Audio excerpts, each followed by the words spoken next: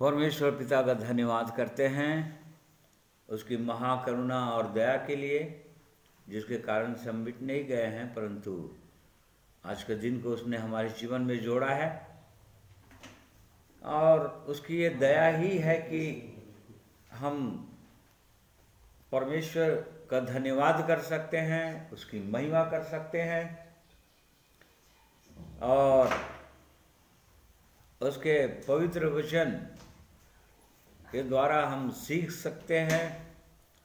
परमेश्वर ने बड़ा अनुग्रह किया है, उसकी कृपा, दया, उसके धीरज, सहनशीलता रूपी धन के लिए धन्यवाद करते हैं अपने जीवित परमेश्वर का।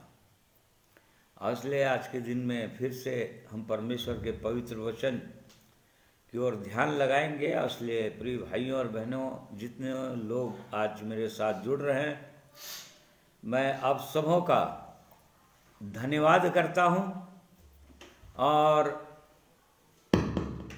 सबों को प्रभु यीशु के पवित्र नाम में जय मसीह कहता हूं।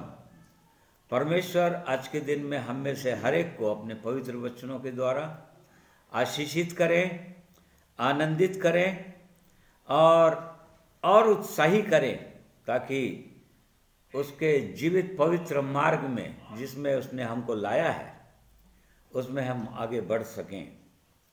और इसलिए पिछले सप्ताह हमने नीति वचन उसका 9 अध्याय को देखा था, पहला और दूसरा पद को, और उसी को आज के दिन फिर से हम पूरे अध्याय को देखेंगे। इसलिए परमेश्वर हमारी सहायता करें, इसलिए आइए प्रार्थना करेंगे। प्रेमी परमेश्वर पिता, हम आपका धन्यवाद करते हैं सुंदर समय के लिए, सुंदर अवसर के लिए, जिसे आप लगातार हमारे जीवन में देते ही चले जा रहे हैं।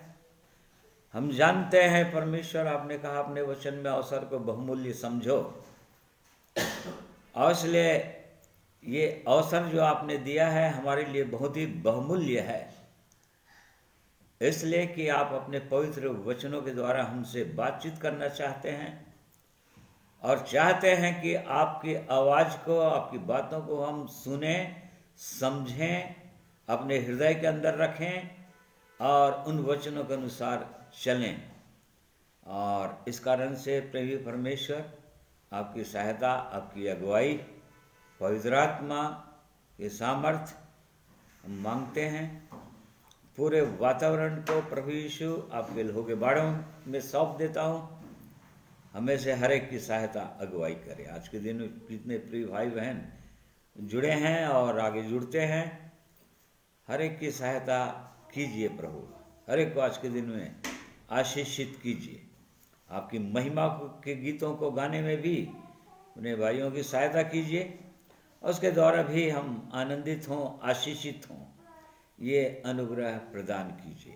ये प्रार्थना प्रभु यीशु के नाम में मांगते हैं, सुनिए, ग्रहण कीजिए। आमीन।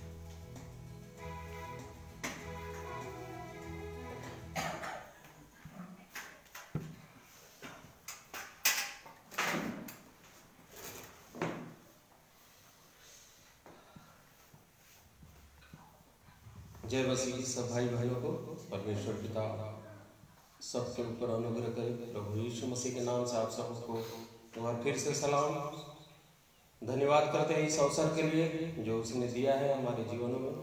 एक बार फिर से प्रभु की महिमा के भाग में आगे बढ़ेंगे हम सब लोग, और सब अपनी आवाज़ों को उठाएंगे, आवाज़ उठाएंगे, हम साज बजाएंगे इस गीत को गाकर।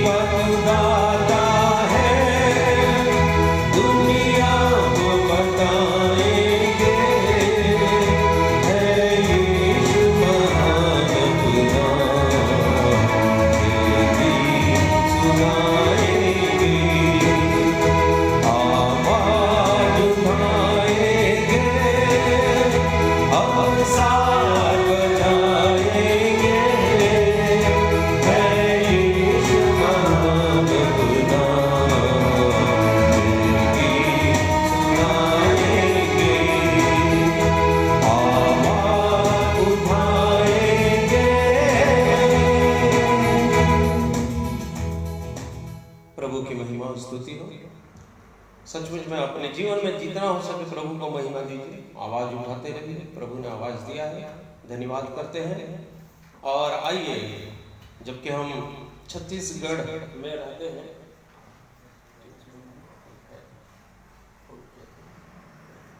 छत्तीसगढ़ में रहते हैं, तो आज एक छत्तीसगढ़ी गीत को भी हम लोग प्रभु की महिमा में गाएंगे।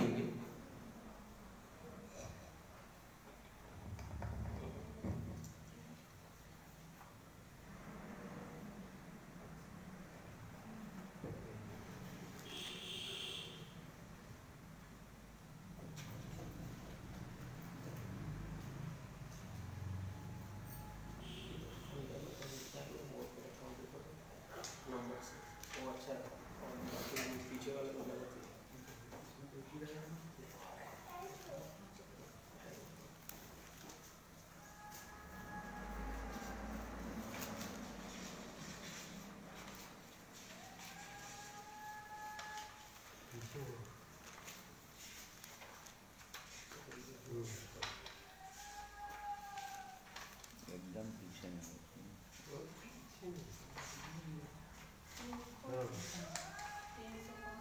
305 305 306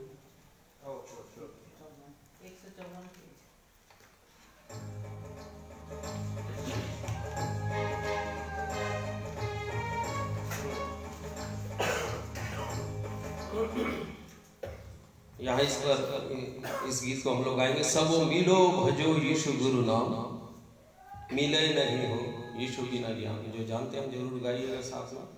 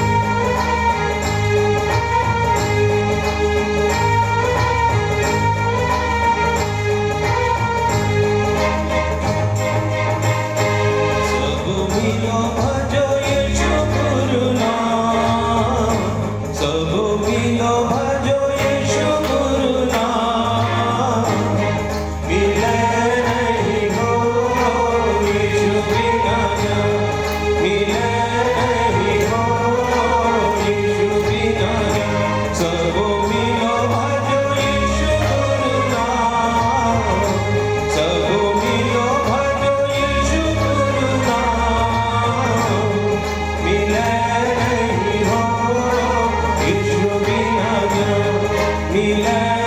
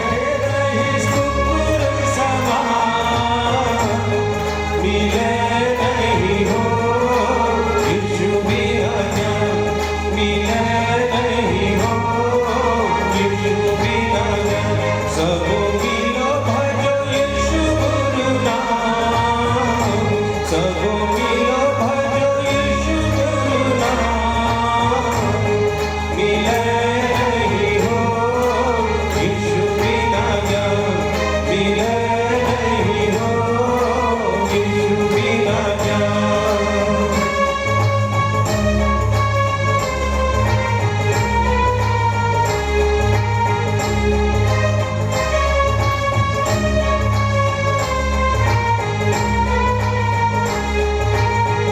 आयु के विपत्तियाँ मुड़े हटाई से मुड़े हटाई से आयु के विपत्तियाँ मुड़े हटाई से मुड़े हटाई से मुड़े हटाई से मुड़े हटाई नहीं डोले ओकर ईमान नहीं डोले ओकर ईमान मिले नहीं हो यीशु बिना ज्ञान मिले नहीं हो यीशु बिना ज्ञान सब मिलो भजो यीशु गुरु नाम सब मिलो भजो यीशु गुरु नाम मिले नहीं हो यीशु बिना ज्ञान मिले नहीं हो यीशु बिना ज्ञान मिले नहीं हो यीशु बिना ज्ञान मिले नहीं हो यीशु बिना ज्ञान प्रभु की महिमा स्तुति हो वचन के भाग में जाएंगे वचन के भाग में जाने के पहले हमारे भाई अनुपम चार्ल्स प्रभु की महिमा में एक गीत गाएं।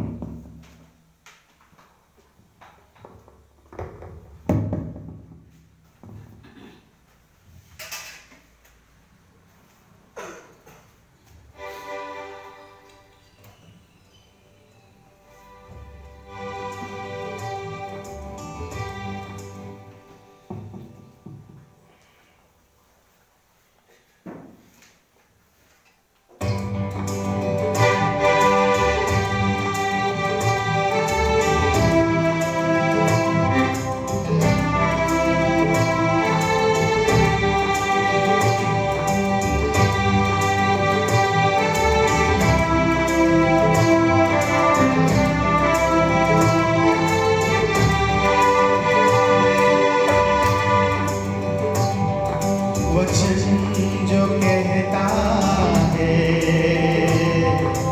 क्या मैंने जाना है यदि मैंने जाना है तो क्या उसको माना है यदि मैंने जाना है तो क्या उसको माना वचन जो कहता है क्या मैंने जाना है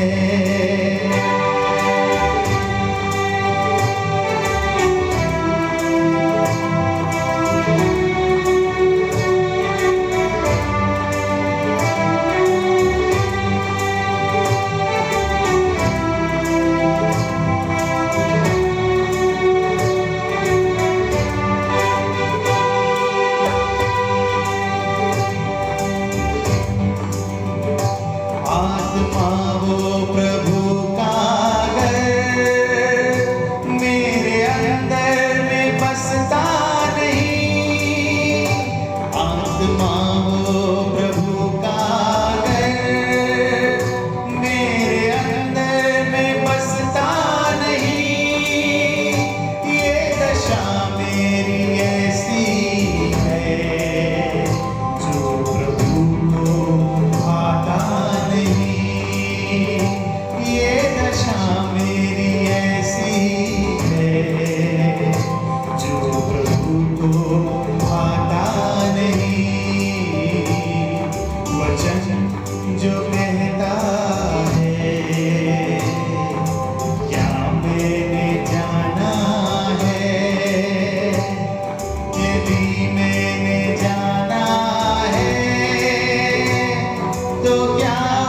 उसको माना है,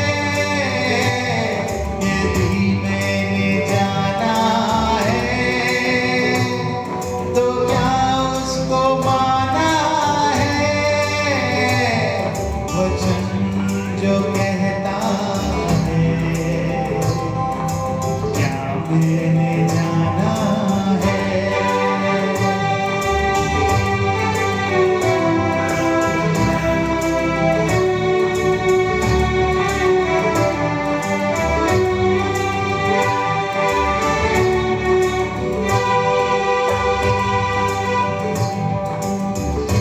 जिंदगी उनकी जिंदगी नहीं, देह पर जो जीते हैं। जिंदगी उनकी जिंदगी नहीं, देह पर जो जीते हैं। आत्मा के चलाए जो चले, परमेश्वर के बेटे हैं। आत्मा के चलाए जो चले, परमेश्वर के बेटे हैं। वचन जो कहता है, क्या मैंने जाना है।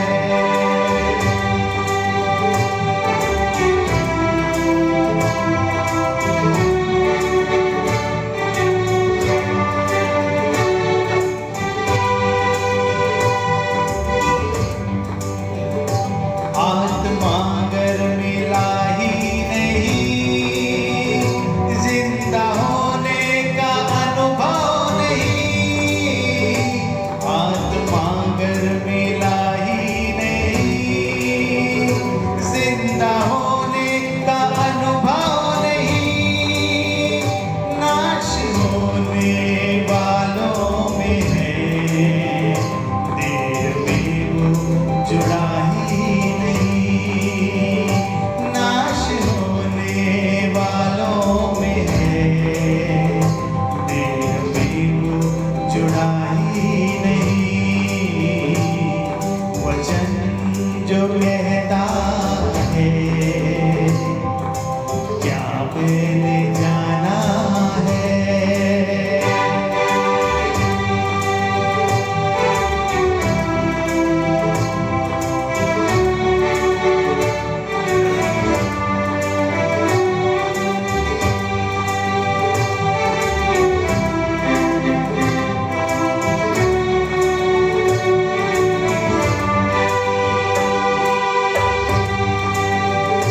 मर जाने से पहले भी क्या गाड़ा जाना भी होता है।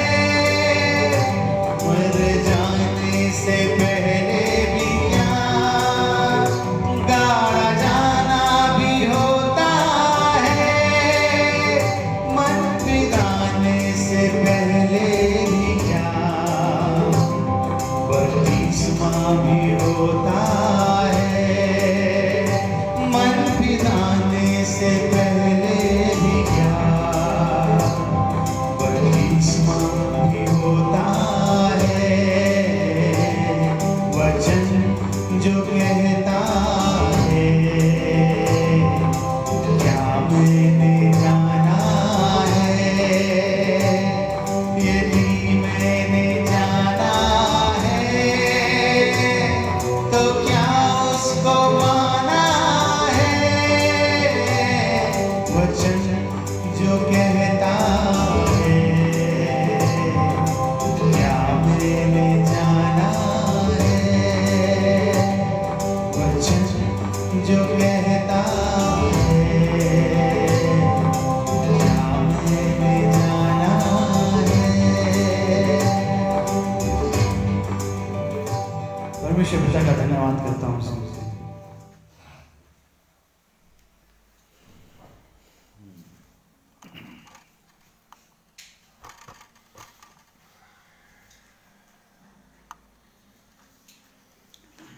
परमेश्वर का धन्यवाद करते हैं कि परमेश्वर लगातार हमारी सहायता कर रहे हैं कि उसके पवित्र वचन को हम जानें और जानते चले जा रहे हैं। हमने बहुत सारे वचनों को जान गए हैं अब तक बाइबल के, और बहुत सारे भेदों को भी जान चुके हैं। परंतु जिस प्रकार से अभी गीत में हमने सुना कि परमेश्वर का वचन में ही ऐसा लिखा हुआ है, यदि हमने वचन को जान लिया है सुनकर, तो क्या उसको मानते हैं, उस पर विश्वास करते हैं और विश्वास करके उस पर चलते हैं।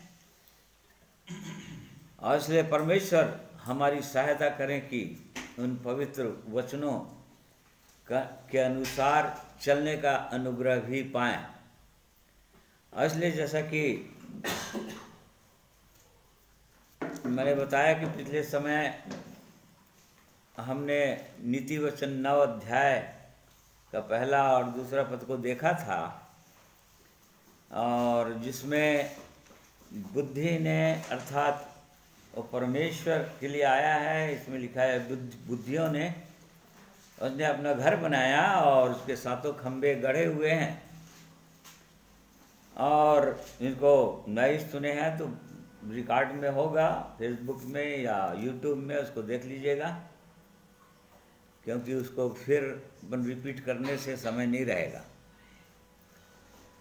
तो उसके बाद ये घर बनने के बाद जो कलीसिया है, जिसके विषय में प्रभु यीशु ने कहा, कलीसिया को उसने बना दिया और बनाकर सचमुच में उसने मेज को भी सजा दिया, अर्थात पूरी रीति से कलीसिया का रूप दे दिया।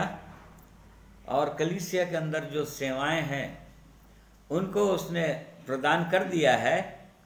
और अब उसके बाद उसने अपने सहेलियों को सबको बुलाने के लिए भेजा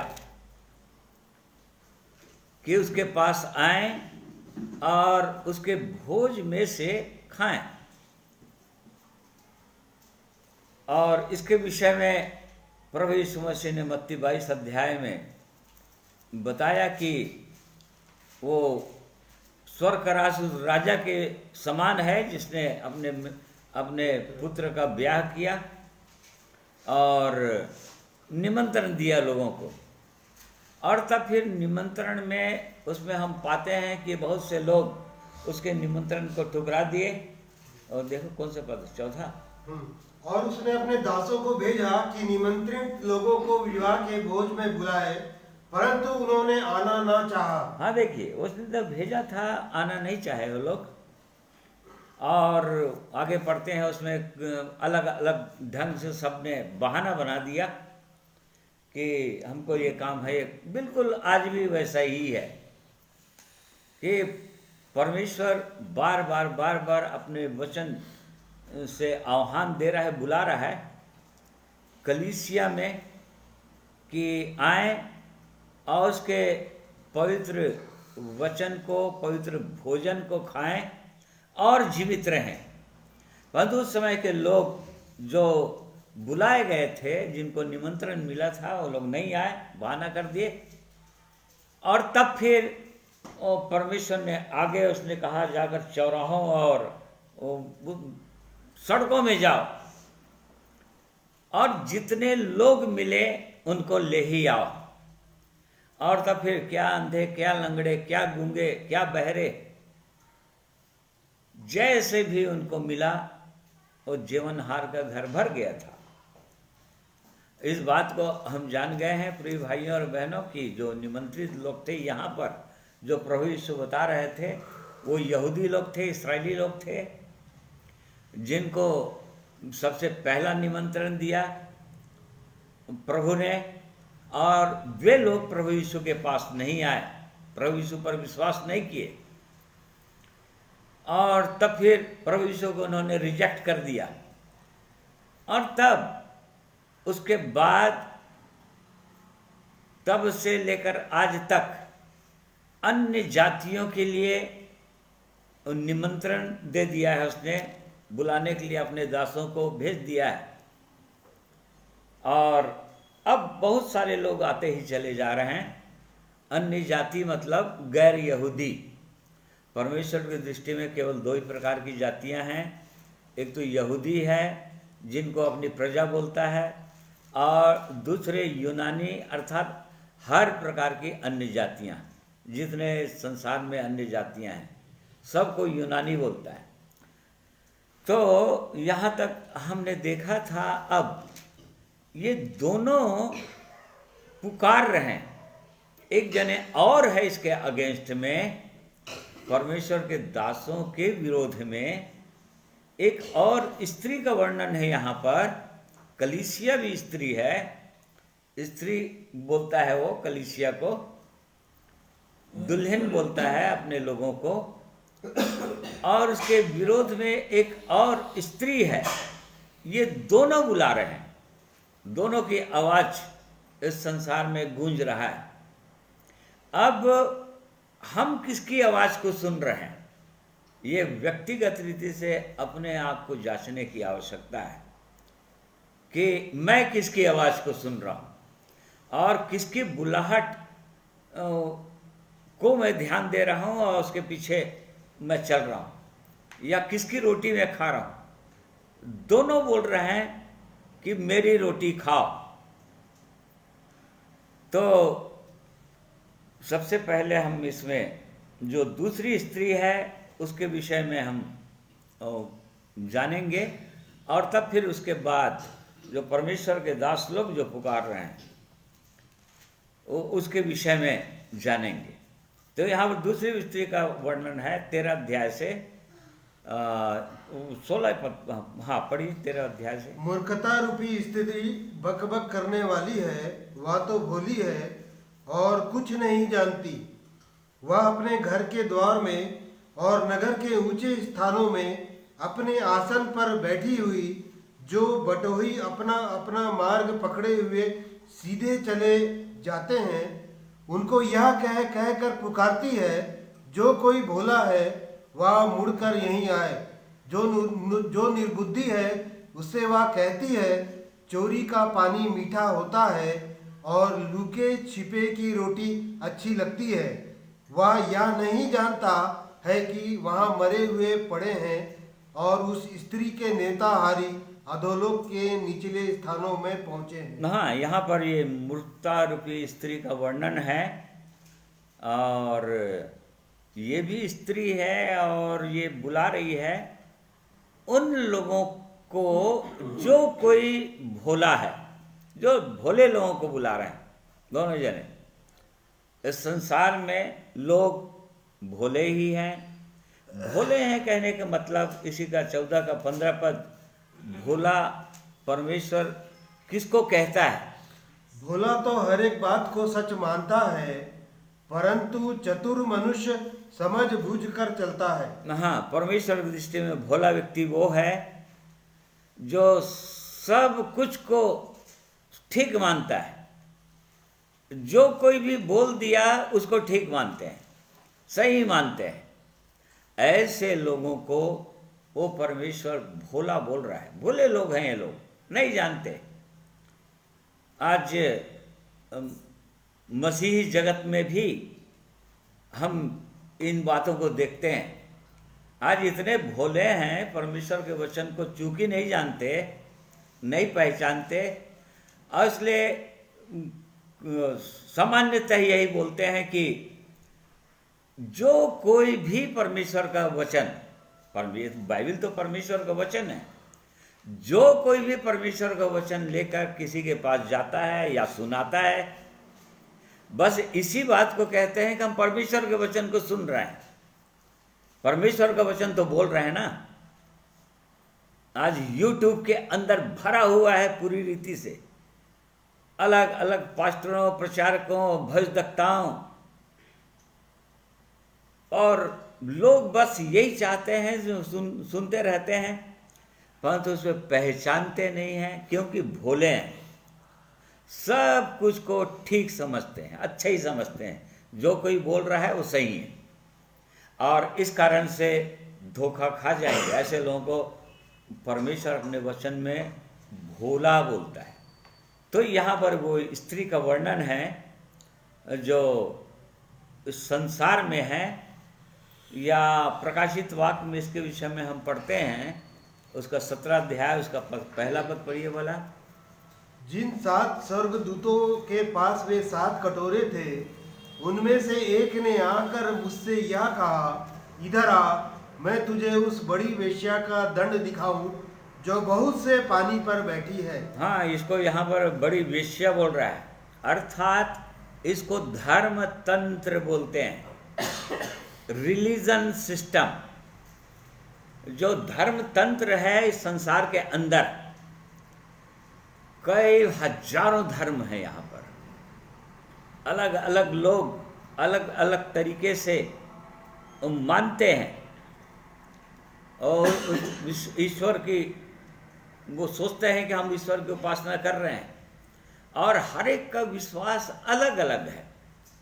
तो ये जो यहाँ पर बड़ी वेश्या बोल रहा है, इसको धर्म तंत्र को बोल रहा है, वो रिलीजन सिस्टम को बोल रहा है, जिसके अंडर में या लोग इसमें फंसे हुए हैं। लोग, इस संसार के लोग क्यों फंसे हुए हैं? क्योंकि भोले लोग हैं। और ये यहाँ पर लिखा हुआ है कि बहुत से पानियों में बैठी है। यहाँ पर उसका दंड क्या होने वाले वो बताया है, परंतु हम यहाँ पर वेश्या कौन है, या वो मूर्खता रूपी स्त्री कौन है, उसको हम देख रहे हैं। 15 पद पढ़िए इसको।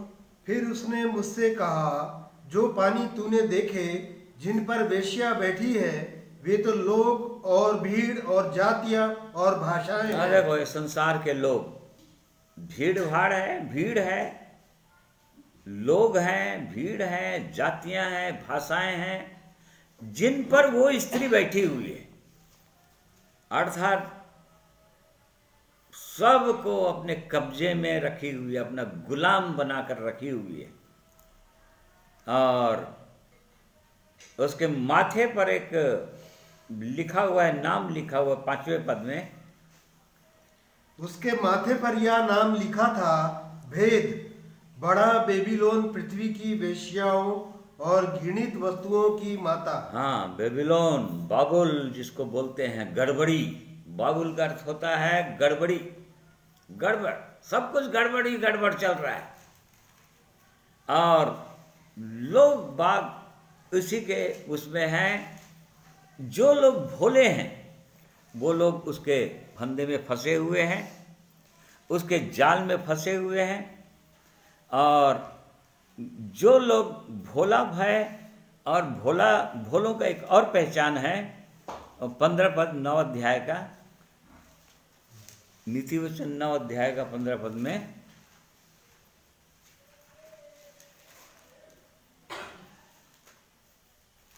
जो बटोही अपना अपना मार्ग पकड़े हुए सीधे चले जाते हैं, उनको यह कहकर पुकारते हाँ, उनको पुकार रही है जो लोग अपना अपना मार्ग लिए हुए हैं। और जो लोग अपना अपना मार्ग लिए हैं, उस मार्ग को नहीं जानते जो सीधा परमेश्वर से मुलाकात करवाता है, मिलाता है, या स्वर्ग को ले जाता है। उस मार्ग को जो लोग नहीं जानते, इसी कारण से सब ने अपना अपना मार्ग लिया हुआ है। और ऐसे लोगों के विषय में बाइबल कहती है कि लोग भटके हुए हैं। यशायाह 53 के 6 पद में हम पढ़ते हैं कि हम सब भटके हुए थे, हम सब ने अपना अपना मार्ग लिया। आज इस संसार में हर व्यक्ति अपना अपना मार्ग लिया हुआ है, क्योंकि मार्ग क्या है जानते नहीं। जैसा कि प्रभु यीशु का जो 12 शिष्यों में से एक शिष्य ने पूछा था, हे प्रभु मार्ग क्या है? वो भी नहीं जानते थे। प्रभु यीशु के साथ चलते चलते चलते भी नहीं समझ पा रहे थे मार्ग क्या है। उसी प्रकार से आज भी परमेश्वर का वचन पढ़ते हैं लोग, बाइबल उनके पास है और बाइबल की शिक्षाओं को सुनते हैं, उसके बाद भी मार्ग क्या है नहीं जान रहे हैं। और इसी कारण से सब ने अपना अपना मार्ग लिया है। बाइबल के अंदर में 3 प्रकार का मार्ग लिखा हुआ है। वैसे तो कई मार्ग हैं, परंतु 14 का 12 पद में लिखा है कि ऐसा भी मार्ग है जो मनुष्य को सीधा देख पड़ता है। ऐसा मार्ग है जो मनुष्य को ठीक जान पड़ता है, परंतु उसके अंत में मृत्यु ही। देखो, ऐसा मार्ग है जो मनुष्य को एकदम ठीक लग रहा है। इसी का 16:25 में लिखा है, ऐसा मार्ग है जो मनुष्य को सीधा दिखाई दे रहा है, परंतु उसके अंत में भी मृत्यु है। परंतु परमेश्वर ने बताया 12 का 28 पद में, ऐसा भी मार्ग है। धर्म के मार्ग हाँ। में जीवन मिलता है और उसके पथ में मृत्यु का पता भी नहीं। जो वास्तविक धर्म है अर्थात परमेश्वर का मार्ग में ही जीवन मिलेगा। जीवन मतलब सदा का जीवन, अनंत जीवन, और उस मार्ग में मृत्यु का पता भी नहीं बोल रहा है। उस मार्ग में मृत्यु ही नहीं है। तो इस कारण से हमको जानना ही चाहिए कि कहीं हम भी अपने मार्ग में तो नहीं चल रहे हैं। हम सब ने अपना अपना मार्ग तो नहीं लिया है, संसार के लोग तो लिए हुए हैं। और इसीलिए देखिए, मसीह जगत के अंदर भी कितने डिनोमिनेशंस हैं, और उन सब डिनोमिनेशन लोगों का विश्वास अलग अलग है एकदम। किसी बाइबल की किसी पद को उन्होंने प्रिंसिपल सिद्धांत बना लिया है और बस उसी के अनुसार चलना चाहते हैं। पूरी बाइबल के अनुसार नहीं चलना चाहते, परमेश्वर के वचन के अनुसार। तो इस प्रकार से ऐसे लोगों को ही वो फंदा बनाकर रखी हुई है वो स्त्री, और ऐसे ही लोगों को वो बुला रही है, हे भोले लोगों, जो कोई भोला है वो मुड़कर यहीं आए। जो निर्बुद्धि है उससे वो कहती है, चोरी का पानी हाँ मीठा होता है और लुके छिपे की रोटी अच्छी लगती है। देखो, क्योंकि बुद्धि ने, परमेश्वर ने कहा कि मेरी रोटी खाओ, तो ये भी बोल रही है संसार का धर्म तंत्र, ये भी सबको ऐसे ही बता रही कि वो लोग भी बोल रहे हैं कि मेरी रोटी खाओ। चोरी का पानी ही है, मीठा लगेगा, और लुके छिपे की रोटी है, बिल्कुल अच्छी लगेगी। और ये सच है, आज संसार में लोग ऐसे ही रोटी को पसंद कर रहे हैं। और उसी का 20 का 17 पद पढ़िए भला। चोरी छिपे की रोटी मनुष्य को मीठी तो लगती है, परंतु बाद में उसका मुंह कंकड़ों से भर जाता है। लोगों को पता नहीं, इस संसार में लोग संसार का भोजन बोल रहा है। रोटी मतलब संसार का भोजन या संसार के तरीके। एक व्यक्ति कैसे करके संपन्न हो सकता है, कैसे धन संपत्ति प्राप्त कर सकता है, कैसे वो इस संसार का आनंद को प्राप्त कर सकता है, ये जो तरीके हैं, ये सब इनको भोजन बोल रहा है परमेश्वर आत्मिक तौर पर। तो यहाँ पर हम पढ़ रहे हैं कि लुके छुपे की रोटी, चोरी की रोटी मीठा तो लगता है जरूर। जो अन्याय का पैसा है, जो किसी प्रकार से गलत तरीके से जो पैसा अर्जित करते हैं इस संसार में लोग, बहुत गलत, चाहे मिलावट हो, चाहे काटा मार कर हो, चाहे तौल में वो छल कपट से हो, कैसा भी हो, इसको बोल रहा है चोरी का रोटी, लुके छिपे की रोटी। अच्छी तो लगती है, उस समय तो बहुत अच्छा लगेगा, अच्छा लगता है लोगों को, परंतु बाद में मुंह में कंकड़ों से भर जाएगा बोल रहा है। इसी का 4 का 17 पद पढ़िए। वे तो दुष्टता की कमाई हुई रोटी खाते और उपद्रव के द्वारा पाया हुआ दाख मधु पीते हैं। हाँ, देखो, दुष्टता की रोटी खाते।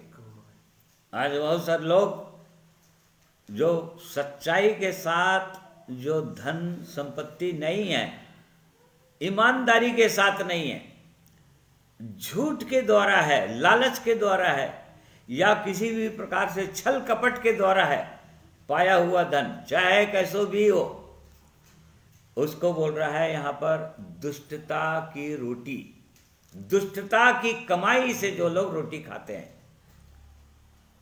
और धन अर्जित करते हैं, वो परमेश्वर उनसे घृणा करता है, ऐसे लोगों को, और उनका अंत बहुत ही गलत होगा।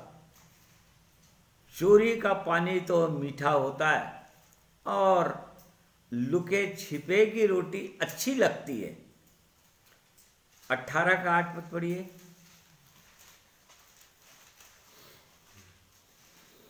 कानाफूसी करने वालों के वचन स्वादिष्ट भोजन के समान लगते हैं, वे पेट में पच जाते हैं। हाँ, कानाफूसी वचन, देखिए ये भी इसको बोल रहा है, कानाफूसी वचन मतलब एक दूसरे की बुराइयां जो लोग करते रहते हैं एक दूसरे के पास, उनको बहुत अच्छा लगता है। और यहाँ पर लिखा है पेट में पच जाता है, अर्थात किसी ने कोई किसी के विरोध में भले ही गलत बात बता दिए हों, उसको पचा लेते हैं, हृदय के अंदर रख लेते हैं और बिल्कुल उसी के अनुसार व्यवहार करने लग जाते हैं। भले भले कई बार तो गलत बातें होती है, मिसअंडरस्टैंडिंग होता है, परंतु फिर भी कानाफूसी के वचन लोगों के पेट में पच जाता है, बोल रहा है। परमेश्वर का वचन नहीं पचता। परमेश्वर का इतना वचन सुनते हैं, लगातार सुन रहे हैं, पढ़ रहे हैं, मनन कर रहे हैं, परमेश्वर का वचन नहीं पच रहा है, अर्थात जीवन के अंदर आ नहीं रहा है। परमेश्वर का वचन रूपी बल, सामर्थ मनुष्य के अंदर आ नहीं रहा है कि एकदम पवित्र जीवन जिए, पापों पर जय का जीवन जिए। परंतु कानाफूसी का वचन स्वादिष्ट भोजन के समान पच जाता है, और इसलिए कि वो स्त्री जो है बहकाने वाली स्त्री है, फिसलन की जगह में रखने वाली स्त्री है। ये नीति वचन में बहुत जगह लिखा हुआ है। नीति वचन 7 अध्याय के अंदर भी इस बात को लिखा हुआ है। वो स्त्री मिली एक जवान से, ये सब लिखा हुआ है। तो हमको जांचना चाहिए, परमेश्वर के लोगों को जांचना चाहिए, और यदि भोले हैं, सब कुछ को सही समझ रहे हैं, जो व्यक्ति जैसा वो वचन बोल रहा है उसको सही परख नहीं पा रहे हैं उसको कि कौन गलत बोल रहा है। परमेश्वर के वचन में हम पढ़ते हैं, पहला यूहन्ना 4 का पहला पद में परमेश्वर बोलता है, आत्माओं को परखो कि परमेश्वर की ओर से है कि नहीं। देखो, आज लोग परख नहीं पा रहे हैं कि जो बोलने वाला है, जो कोई भी बोल रहे हैं, जो परमेश्वर के वचन को बोल रहे हैं, आज सचमुच में क्या पवित्र आत्मा उनके अंदर से बोल रहा है, या वे लोग अपनी समझ के अनुसार बोल रहे हैं, अपनी बुद्धि से बोल रहे हैं। कैसा बोल रहे हैं वो लोग, इस बात को पहचान नहीं पा रहे हैं। परंतु इसी कारण से आज धोखा हो जा रहा है लोगों को। परंतु परमेश्वर इन वचनों के द्वारा हमको चिताना चाह रहा है, समझाना चाह रहा है, और बार बार इस बात को बताना चाह रहा है कि हम ऐसी रोटी को ना खाएं। क्यों? क्योंकि खतरा ही होगा इससे। अय्यूब की पुस्तक 20वां अध्याय, उसका देखिए 12 पद से पढ़िए भला 14 पद तक। चाहे बुराई उसको मीठी लगे और वह उसे अपनी जीभ के नीचे छिपा रखे, और वह उसे बचा रखे और ना छोड़े, वरन उसे अपने तालू के बीच दबा रखे, तो भी उसका भोजन उसके पेट में पलटेगा, वह उसके अंदर नाक का सा विष बन जाएगा। देखिए, मनुष्य के मुंह में, जीभ में परमेश्वर का वचन लिखा है याकूब के पत्री में कि वो सांप का सा जहर है मनुष्य के अंदर, उसके मुंह के अंदर, ये लिखा हुआ है यहाँ पर। तो इस बात को हमको जानना है। हाँ, आगे पढ़ो, उसी को आगे पढ़ो। तो भी उसने जो धन निगल लिया है उसे वह फिर उगल देगा, परमेश्वर उसे उसके पेट में से निकाल देगा। देखो, ये सांप का सा जहर बन जाता है, ये तकलीफ देह हो जाएगा वो। इस प्रकार से रोटी मीठी लगेगी जरूर। अधर्म का पैसा, अधर्म का धन संपत्ति, झूठ के द्वारा पाया हुआ धन, ये सब आज मनुष्य को अच्छा लग रहा है संसार में, परंतु उनके लिए बहुत जहर बनता चला जा रहा है। इस बात को नहीं जान रहे हैं लोग, परंतु परमेश्वर अपने लोगों को यहाँ पर चिताना चाह रहे हैं ताकि समझें।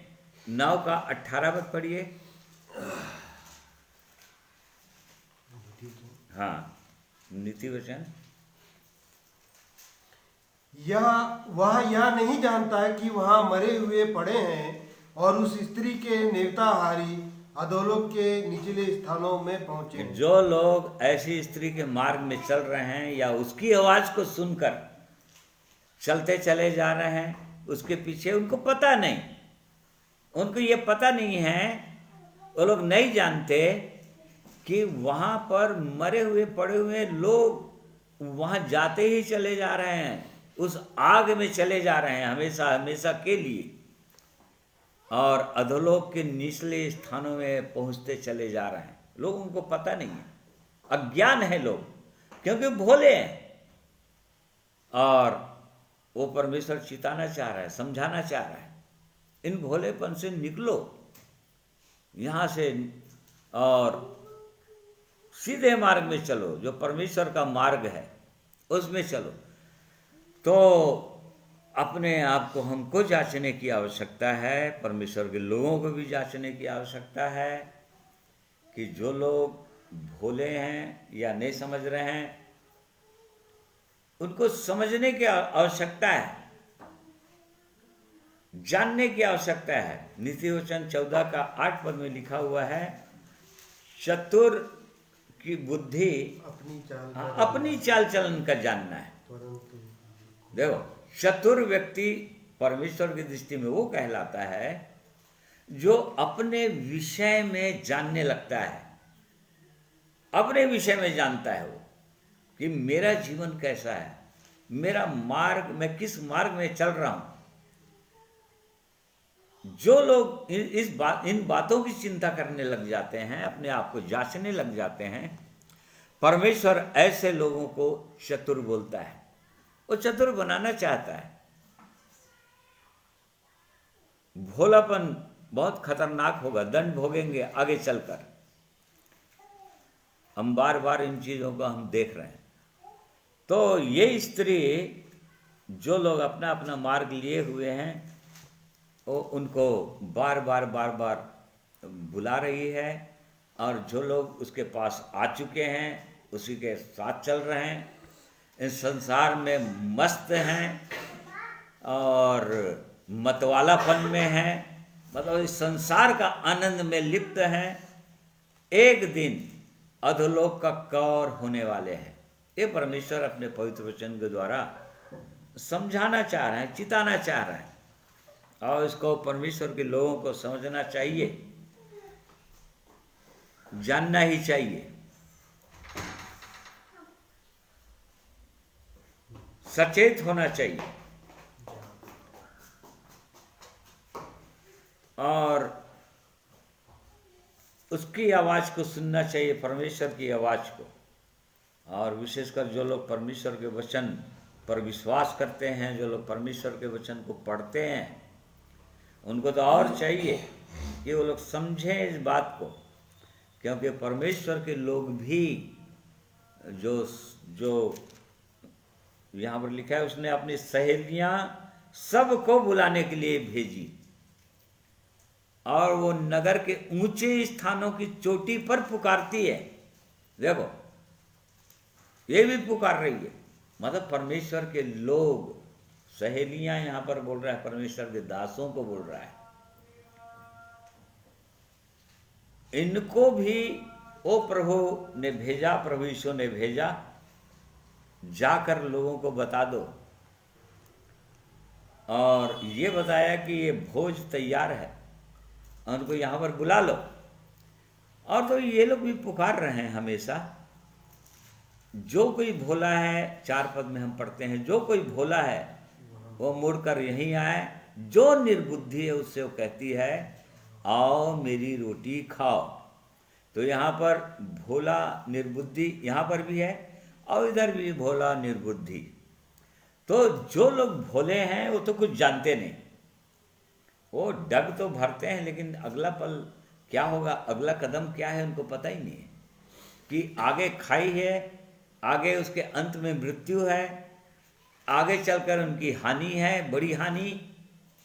इस बात को उनको पता नहीं है। परंतु परमेश्वर अपने जनों के द्वारा ऐसे लोगों को बुला रहा है और बोल रहा है कि आओ मेरी रोटी खाओ, मेरे मसाला मिलाए हुए दाख मधु को पियो। भोलों का संग छोड़ो और जीवित रहो, समझ के मार्ग में सीधे चलो। यहाँ पर ये परमेश्वर के लोगों को बोल रहा है। ये जो दो है, जो भोला है वो लोग तो कुछ भी नहीं जानते हैं, परंतु जो लोग निर्बुद्धि हैं, निर्बुद्धि मतलब इफिसी 5 अध्याय के अंदर 15 पद में हम देखते हैं, इसलिए ध्यान से देखो कि कैसी चाल चलते हो, निर्बुद्धियों के समान नहीं पर बुद्धिमानों के समान चलो। हाँ, यहाँ पर जो निर्बुद्धि बोल रहा है वो परमेश्वर के वचन में वो कलीसिया को बोल रहा है। कलीसिया के लोग अब भोले तो नहीं हैं, क्योंकि उन्होंने सही मार्ग पकड़ लिया है, सही रास्ते में आ चुके हैं, और परंतु बहुत सारे लोग निर्बुद्धि हैं। जैसा कि इफिसुस की कलीसिया को पौलुस प्रेरित पत्र में ये बोल रहा था, कैसी चाल चलते हो, ध्यान से देखो कि कैसी चाल चलते हो। अरे कलीसिया के लोगों को बोल रहा है कैसी चाल चलते हैं हम, निर्बुद्धियों के समान तो नहीं चल रहे हैं कहीं, क्या वो बुद्धिमानों की तरह चल रहे हैं। परमेश्वर के वचन को कि एक एक बातों पर मनन करते हुए या एक एक बातों के अनुसार अपने आप को जांचते हुए क्या चल रहे हैं या नहीं चल रहे हैं, इस बात को जानना चाहिए और वो समझना चाहिए। बुद्धि समझ के मार्ग में सीधे चलो बोल रहा है। ये बुद्धि और समझ क्या है, बार बार इसमें बुद्धि और समझ बार बार आ रहा है। इसमें बुद्धि समझ 7 का 4 पद पर ये बोला,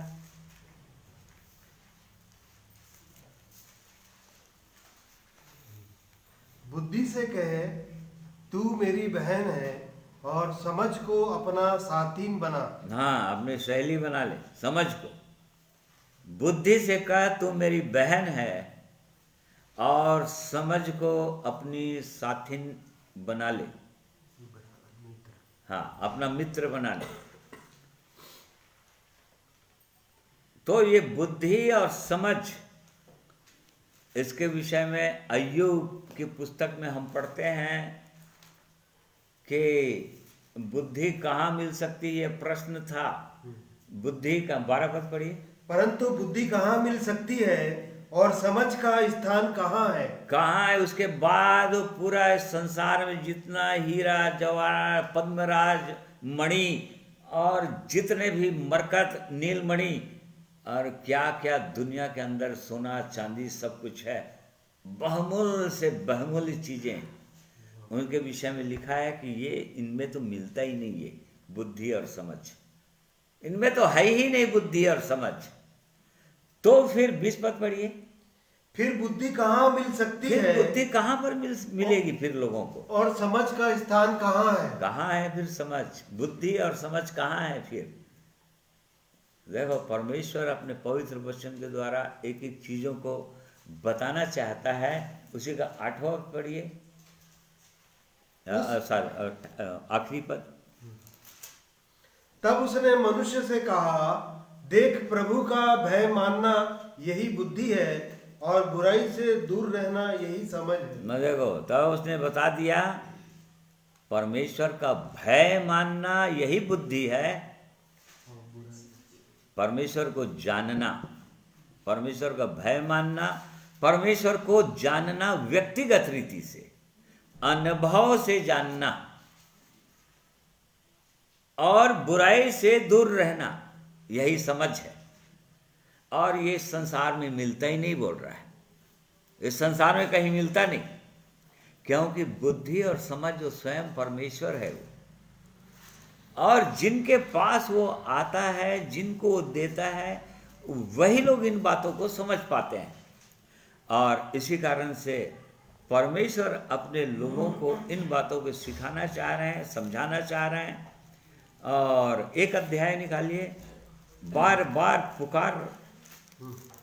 पुकार रहा है परमेश्वर अपने लोगों के द्वारा। हाँ, 20 पद से। बुद्धि सड़क में ऊंचे स्वर से बोलती है और चौकों में प्रचार करती है।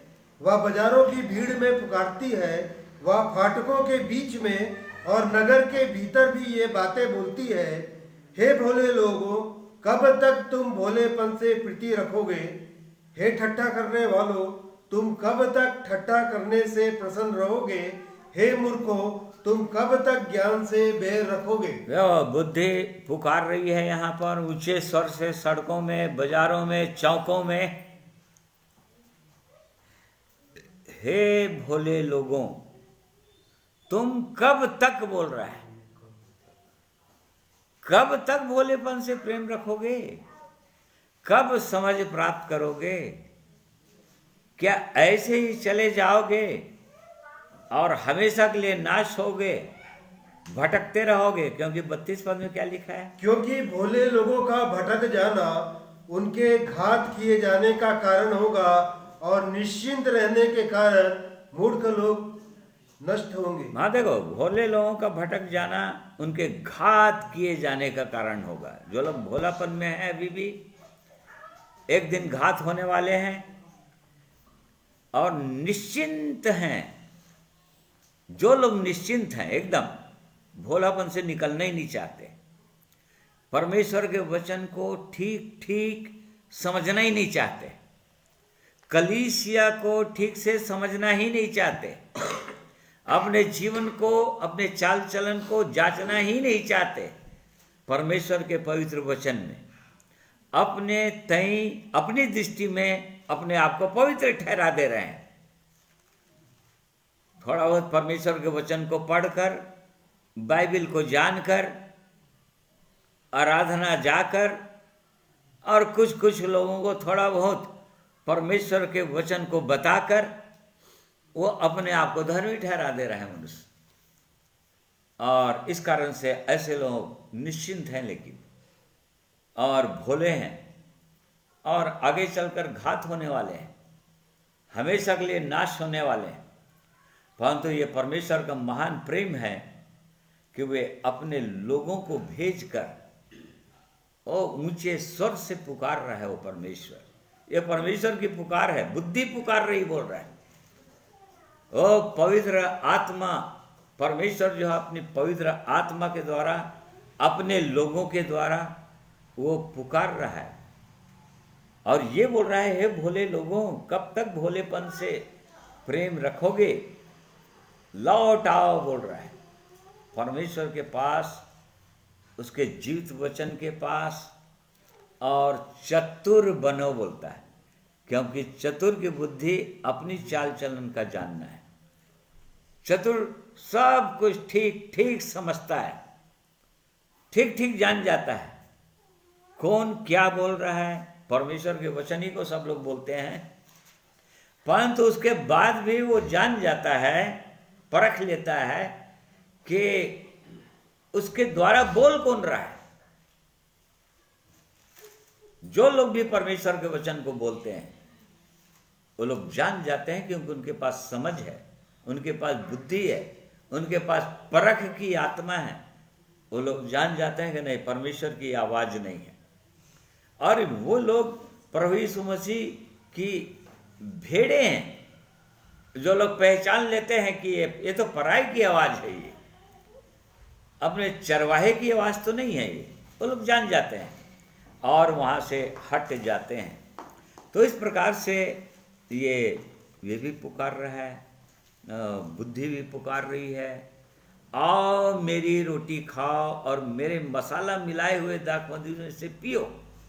हमने देखा कि बुद्धि ने अपना घर बना लिया, प्रभु यीशु ने अपनी कलीसिया बना दिया और उसमें अपने लोगों को रखा, पवित्र आत्मा का दान दे दिया, दानों वरदानों से भर देता है कलीसिया के अंदर, अपने लोगों के अंदर, और वो सुंदर जीवन देकर अब बोलता है कि जाकर ले आओ, उनको भी ले आओ अब इस भेड़शाला के अंदर। प्रभु यीशु ने कहा उनको ले आओ, बहुत सारे लोग हैं, मेरी भेड़शाला में नहीं है अभी, अर्थात मेरे कलीसिया में, मेरी देह में नहीं है, उनको ले आओ। तो भेजता है और बोलता है कि मेरी रोटी खाओ, आओ मेरी रोटी खाओ और मेरे मसाला मिलाए हुए दाख मधु को पियो। प्रभु की रोटी क्या है? वो बुद्धि की रोटी क्या है? वो प्रभु यीशु ने कहा यूहन्ना 6 अध्याय के अंदर 35 पद में, यीशु ने उनसे कहा, जीवन की रोटी मैं हूँ, जो मेरे पास आता है वह कभी भूखा ना होगा, और जो मुझ पर विश्वास करता है वह कभी प्यासा ना होगा। हाँ देखो, प्रभु यीशु ने कहा था वो जीवन की रोटी जो स्वर्ग से उतरी वो मैं हूं, और जो मेरी रोटी खाता है और जो मेरा लहू पीता है उसमें जीवन है। 51 पद पढ़ो बोला, जीवन की रोटी जो स्वर्ग से उतरी मैं हूँ, यदि कोई इस रोटी में से खाए जो सर्वदा जीवित रहेगा, और जो रोटी मैं जगत के जीवन के लिए दूंगा वह मेरा मांस है। हाँ देखो, यहाँ प्रभु यीशु ने साफ साफ कह दिया, यदि जीवित रहना है, परमेश्वर के पवित्र मार्ग में चलते रहना है, यदि मृत्यु को फिर नहीं आने देना है अपने जीवन में, अर्थात परमेश्वर से अलगाव नहीं चाहते हैं, हमेशा हमेशा के लिए परमेश्वर के साथ ही साथ रहें, क्योंकि जो लोग परमेश्वर के साथ साथ अभी जीते जी रहेंगे वही लोग अनंत काल तक परमेश्वर के साथ रहेंगे। परंतु जो लोग अभी जीते जी शरीर में रहते हुए यदि परमेश्वर से अलग हैं तो लोग हमेशा हमेशा के लिए, अनंत काल तक के लिए परमेश्वर से अलग ही रहेंगे। और इसीलिए बोल रहा है कि जो मेरी रोटी खाता है उसी में जीवन है। और उसकी रोटी क्या है बोला? जो इस रोटी में से खाए जो सर्वदा जीवित रहेगा, और जो रोटी मैं जगत के जीवन के लिए दूंगा वह मेरा मांस है। हाँ, उसके बाद 52 पद से आगे उसने अपने चेलों को कहा कि जो मेरा मांस खाता है और मेरा लहू पीता है उसी में जीवन है, और जो मेरा मांस नहीं खाता, मेरे लहू नहीं पीता, उसमें जीवन ही नहीं। मांस और लहू, हम इब्रानी 2 का 10-14 पद में हम पढ़ते हैं, वो परमेश्वर, जबकि मनुष्य मांस और लहू है, तो वो परमेश्वर स्वयं, पढ़िए, इसलिए जबकि लड़के मांस और लहू के भागी हैं, तो वह आप भी उनके समान उनका सहभागी हो गया, ताकि मृत्यु के द्वारा उसे जिसे मृत्यु पर शक्ति मिली थी, अर्थात शैतान को निकम्मा कर दे, और जितने मृत्यु के भय के मारे जीवन भर दासत्व में फंसे थे उन्हें छुड़ा ले। देखो, उसको मांस और लोहू बनकर आना पड़ा उस परमेश्वर को जो आत्मा है, अर्थात जिसका शरीर नहीं है, वो मांस और लोहू बना, हो शरीर धारण किया, वचन, वो वचन है वो परमेश्वर। यूहन्ना 1:14 हम पढ़ते हैं, वचन देह धारण किया, अर्थात मांस और लोहू बन गया। और अब उसी मांस और लोहू को प्रभु यीशु ने दे दिया है, क्रूस पर बलिदान कर दिया है, उसका मांस उखाड़ लिया गया। अब वो बोल रहा है उस मांस को खा लो, और लहू को बहा दिया, उस लहू को पी लो, और तभी वो जीवन है। और ये बात बताया, चेले लोग, बहुत सारे चेले लोग ठोकर खा गए उससे, उनको बहुत कड़वा लगा प्रभु यीशु का वचन, और उसके बाद आगे प्रभु यीशु के साथ नहीं चले। प्रभु यीशु ने कहा, 63 पद पढ़िए। हाँ, नहीं 63 पढ़ना, 63। आत्मा तो जीवनदायक है, शरीर से कुछ भी लाभ नहीं। जो बातें मैंने तुमसे कही है वे आत्मा और जीवन भी। हाँ देखो, ये चेले लोग जिनके पास अभी उस समय वो समझ नहीं थी, खैर उनके पास तो समझ नहीं थी, इसलिए क्योंकि वो उनके अंदर वो पवित्र आत्मा था ही नहीं जो परमेश्वर के वचन को सिखाता है, समझाता है। इस कारण से उनको उनके पास समझ नहीं थी, और तब बहुत सारे लोग ठोकर खाए और प्रभु यीशु के साथ नहीं चले। और तब प्रभु यीशु ने कहा, जो भी बातें मैं ये बता रहा हूं मैं, वो जीवन और आत्मा की बातें हैं। आज भी बहुत सारे लोग जब इन बातों को सुनते हैं तो नहीं समझ में आएगा उनको। वो कैसे प्रभु यीशु मांस खिलाता है भाई, कैसे प्रभु यीशु लहू पिलाएगा भाई, वो नहीं जान सकते। इन बातों को समझ ही नहीं सकता मनुष्य। परंतु प्रिय भाइयों और बहनों, ये आत्मिक वचन है, आत्मा की बातें हैं, परमेश्वर की बातें हैं ये। और धन्य है, प्रभु यीशु ने कहा, जो इन बातों को समझते हैं, और जिनको परमेश्वर उन पर प्रकट करेगा वही लोग समझ सकते हैं। और इसलिए परमेश्वर का हम धन्यवाद करते हैं। और वो परमेश्वर चाहता है कि उसके पास आना चाहिए, हम उसकी रोटी खाना चाहिए। राजा, और वो बहुत सारे वचन हैं, राजा का भोजन नहीं खाना चाहिए। दानियल 1:8 में हम पढ़ते हैं, दानियल, सद्रक, मेशक, अबेदनगो, जिनको राज्य की कार्य के लिए चुना गया था, सेलेक्ट हुए थे, अब उनको 3 साल का ट्रेनिंग करना था, पूरा करना था, और तभी वो राज्य कार्य के योग्य ठहरते। और तब उस समय का राजा, जो क्रूर राजा था, नबूकदनेस्सर राजा, उस समय का महान राजा था वो, और उसने भोजन ठहराया था उनके लिए, उसको राजा का भोजन बोल रहा है वो दानियल। और इस बात को जानता था दानियल कि मैं राजा का भोजन खाकर अपने आप को अपवित्र नहीं करूंगा। और इस बात को भी वो जानता था कि यदि राजा की आज्ञा का कोई उल्लंघन करेगा तो उसका गला काट दिया जाएगा, गर्दन से धड़ अलग कर दिया जाएगा। इस बात को भी जानता है, परंतु उसके बाद भी उसने कहा नहीं खाऊंगा, मतलब नहीं खाऊंगा। और आज भी नीति वचन के अंदर हम बहुत जगह पाते हैं कि उसका भोजन को पहचानना, ये किसका भोजन है ये, और किसको खाना चाहिए, नहीं खाना चाहिए। कहीं वो उस स्त्री का भोजन तो नहीं है, वो धर्म तंत्र का भोजन तो नहीं है, जो धोखे का भोजन है। और इसलिए परमेश्वर इन वचनों के द्वारा आज के दिन में हमारी सहायता करें कि हम समझें, इन बातों को जानें, और परमेश्वर की दृष्टि में हम सही समझें। एक वचन और पढ़ेंगे, फिर उसके बाद यशायाह 4 अध्याय, उसका पहला पद।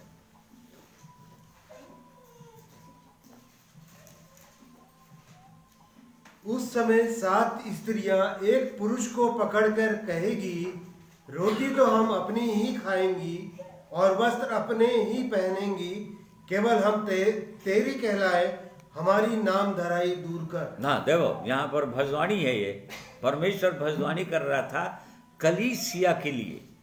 7 स्त्री मतलब 7 कलीसियाओं का वर्णन है 12 बार प्रकाशित वाक्य के अंदर। तो यहाँ पर वो लिख रहा है कि उस समय वो 7 स्त्रियां होंगी जो एक पुरुष को पकड़कर कहेंगी, एक पुरुष, वो प्रभु यीशु के विषय में लिखा हुआ है, कहेंगी कि रोटी तो हम अपनी ही खाएंगी, बस हमारी नाम धराई दूर हो, हम प्रभु के लोग कहलाएं, और हमारी सारी आवश्यकताएं, हमारी चंगाई और दुनिया भर की आवश्यकताएं पूरी हो, परंतु रोटी तो हम अपनी खाएंगे। कहने का मतलब हम अपने समझ के अनुसार, अपनी बुद्धि के अनुसार हम काम करेंगे, जो हमको अच्छा लगता है वही करेंगे, हमारी दृष्टि में जो सही है उसको करेंगे। ऐसा एक कलीसिया का दर्शन है। और आज जितने भी कलीसियाएं हैं, हमने पहले ही देख लिया कि बिल्कुल वो दुष्ट के कहने के अनुसार वो सब अपने अपने मार्ग में चल रहे हैं। हर एक कलीसियाओं का अपना अपना बायलाज है, अपना अपना कॉन्स्टिट्यूशन है, संविधान है, और उसके अनुसार वो लोग चलना चाहते हैं। अपना अपना मापदंड बना लिए हैं, अपना अपना नियम बना लिए हैं। परंतु परमेश्वर का वचन में एक ही नियम है, पूरी बाइबल ये कॉन्स्टिट्यूशन है। परमेश्वर का धन्यवाद करते हैं कि परमेश्वर ने ये अनुग्रह दिया है कि परमेश्वर के पवित्र वचनों के अनुसार, पूरी बाइबल के अनुसार जो सही है, जो गलत है, उसको प्रभु समझने के लिए अनुग्रह देते हैं और समझाते हैं। और इसलिए परमेश्वर हम में से हर एक की सहायता, अगुवाई करें। और सचमुच में प्रभु के मार्ग में, जैसा कि हमने देखा, वो मार्ग स्वयं प्रभु यीशु है। स्वयं वो प्रभु यीशु मार्ग है। वो मार्ग दिखाया ऐसा नहीं, वो स्वयं मार्ग बनकर आए और वो चले स्वर्ग तक। जो लोग उसके पीछे पीछे चलते हैं, इसीलिए प्रभु यीशु ने कहा जो मेरे पीछे चलेगा, जो प्रभु यीशु के पीछे चलते हैं वो लोग प्रभु यीशु के साथ, आज जहाँ प्रभु यीशु है वहाँ चले जाएंगे। और इसलिए परमेश्वर इन वचनों के द्वारा हम में से हर एक की सहायता, अगुवाई करेंगे। आइए एक और गीत सुनेंगे प्रभु की महिमा के लिए।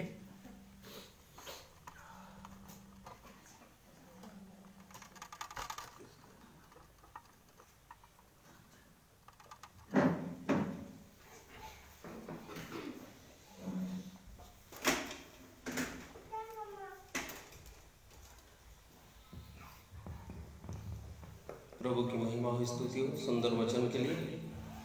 सचमुच में प्रभु यीशु मसीह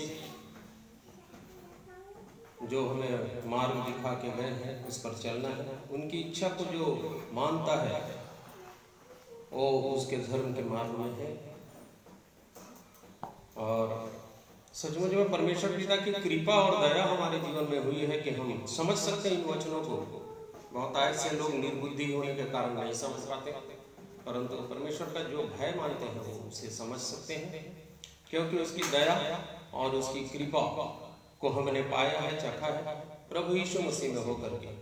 और इसलिए जबकि हमारी दुर्दशा थी, पहले पापी ही दशा में जा रहे थे, सीधे विनाश में भटके हुए थे, परंतु प्रभु यीशु मसीह ने हमें उस सत्य के मार्ग में ला करके खड़ा किया है और हमारी नजरें जो बुरी थी उसे साफ साफ किया है कि हम देख सकें। और उसने हम पापियों के ऊपर अपने करुणा और दया को, अपनी कृपा को उंडेला है। आइए हम प्रभु की महिमा में इस गीत को सुनेंगे।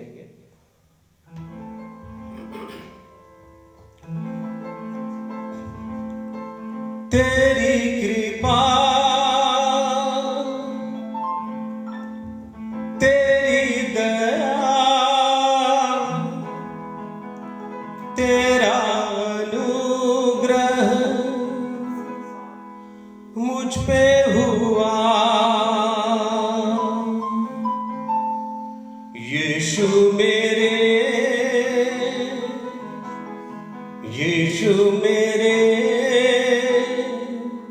यीशु मेरे, यीशु मेरे।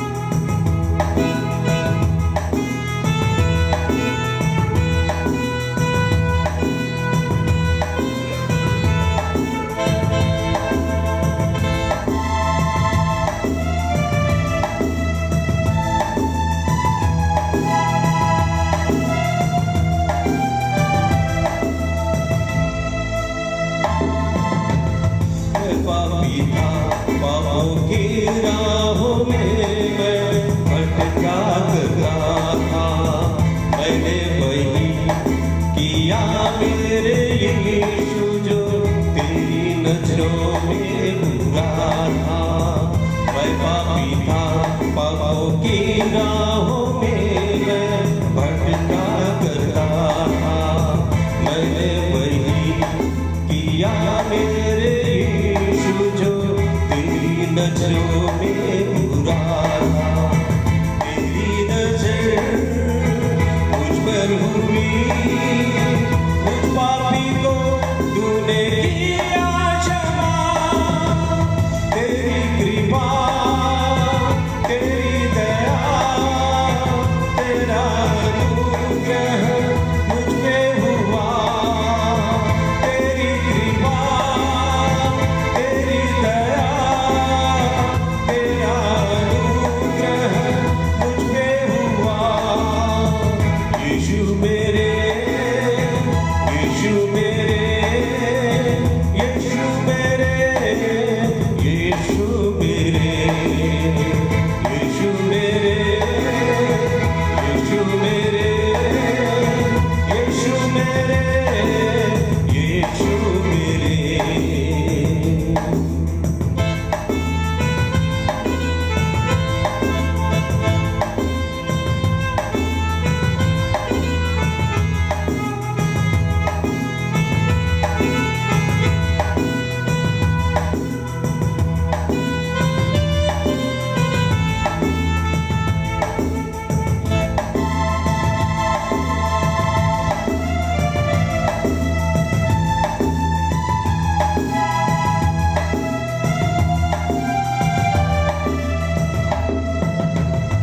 यीशु मुझे तेरे मिलने से मुझको जीने की चाहत हुई।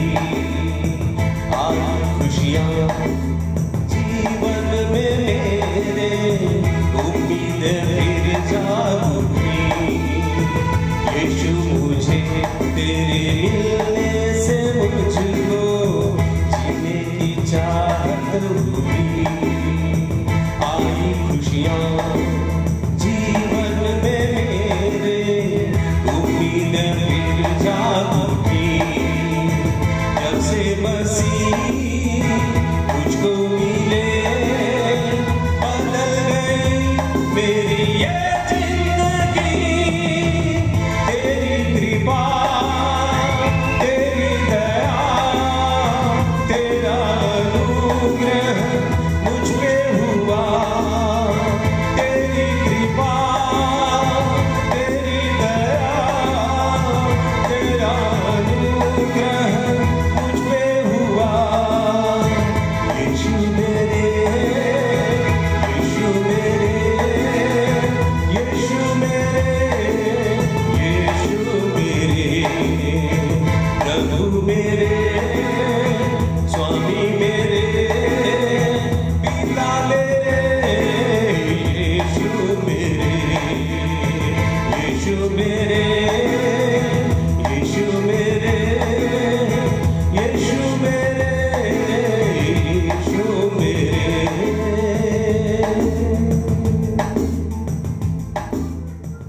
Thank you, Jesus. Thank you.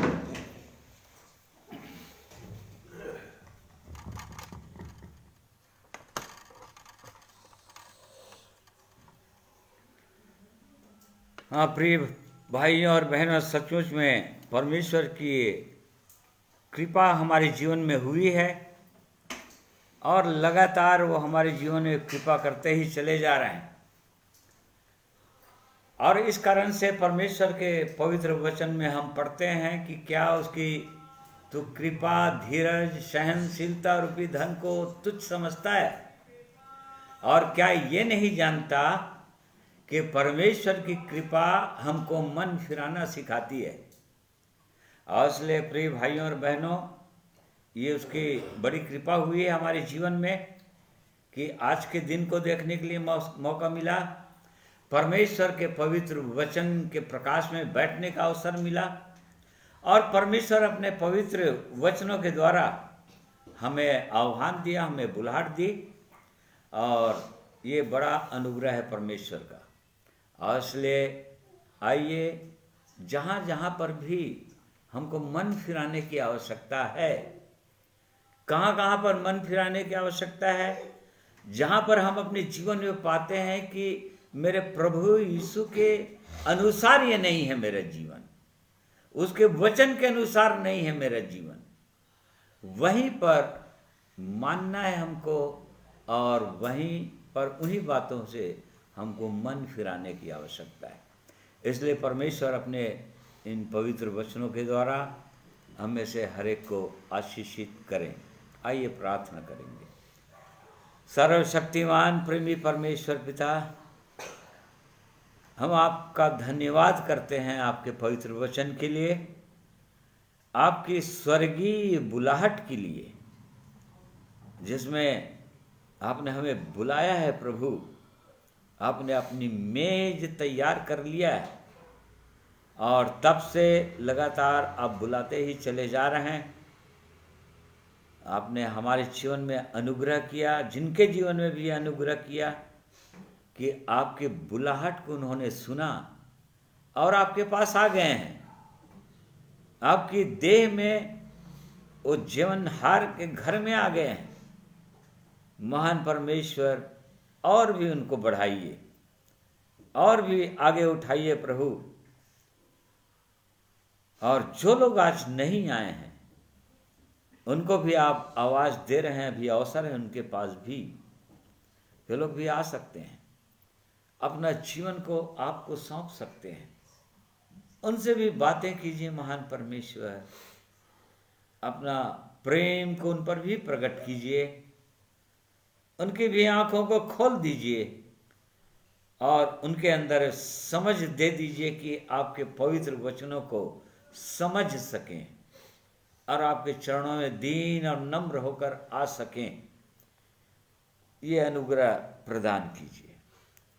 धन्यवाद करते हैं आज के दिन में आपने अपने पवित्र वचन को बोलने में और वैसे ही सुनने में हम सबों की सहायता किया है। प्रभु, ये वचन हमारे हृदय के अंदर राज्य करने पाए, इन वचनों को अपने हृदय में रखकर हम अपने कानों से लगातार सुनने पाए। प्रभु, हमारी सहायता अगुवाई कीजिए।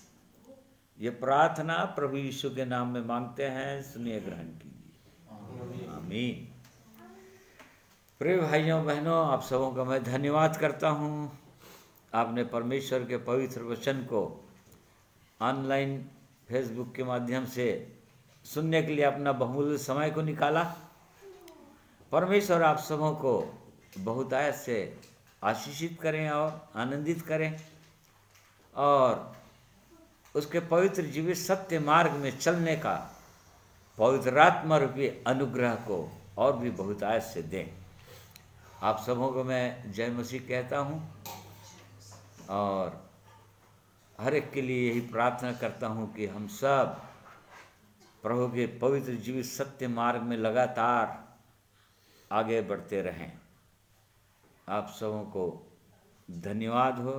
प्रभु की आशीष सबों के साथ हो।